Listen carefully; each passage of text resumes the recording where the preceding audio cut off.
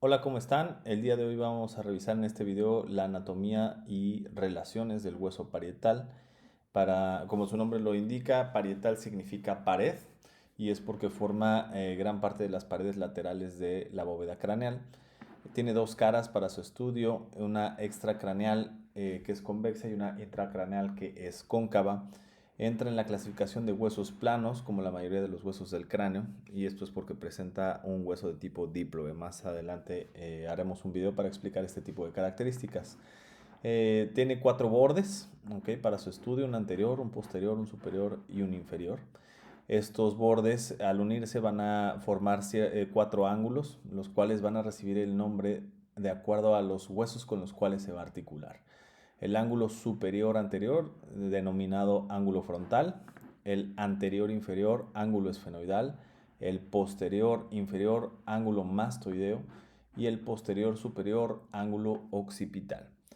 Tenemos tres principales reparos anatómicos en la cara externa, las cuales son la línea temporal superior y la línea temporal inferior. Estas líneas, ¿por qué se denominan temporal si se encuentran en el hueso parietal?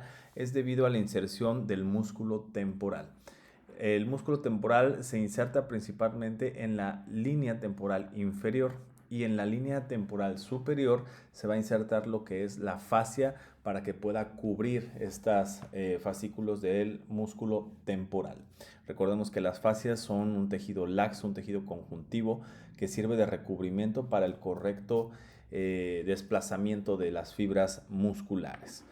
El otro reparo anatómico que vamos por este tipo de diagrama hace falta es un agujero que se encuentra principalmente en la parte posterior y superior del hueso.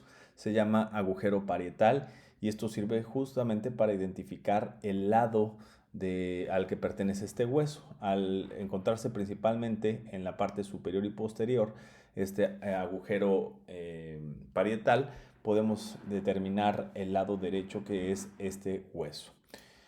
En la cara intracraneal vamos a tener varios reparos anatómicos. Los bordes van a ser exactamente los mismos y los ángulos también. Los reparos anatómicos principalmente son estas interdigitaciones o estas impresiones que vamos a tener de vasos que se denominan de la arteria meningia media, y todo empieza por esta zona. Y después se van a ramificar, que igual en algún otro video en un futuro vamos a explicar precisamente cómo se origina esta arteria meningia media. Posteriormente las relaciones van a ser, recordemos que el parietal van a tener varias suturas. La articulación del hueso parietal con el hueso frontal va a formar esta sutura que es cerrada, que se denomina sutura coronal. Si observaron el video del hueso frontal, la articulación del hueso frontal, el hueso esfenoides, principalmente en la forma de sus alas mayores, y el parietal junto con el temporal va a formar un punto craniométrico que es el que está denominado en esta zona, que se denomina terion. En la parte inferior, la articulación del hueso parietal con el hueso occipital y el hueso temporal va a formar otro punto craniométrico que se denomina asterion. Y en la parte posterior del hueso parietal, cuando se articula con la escama del hueso occipital, va a formar esta sutura que se denomina sutura lambdoidea. De ahí la importancia de conocer principalmente sus bordes y los ángulos con los cuales se relaciona. En la parte superior tenemos la articulación del hueso frontal con el hueso parietal, y aquí denominamos otro punto craniométrico que es el bregma. El bregma es la unión de estos, donde se une la sutura coronal con la sutura sagital. Recordemos que la sutura sagital se va a formar de la articulación de ambos parietales.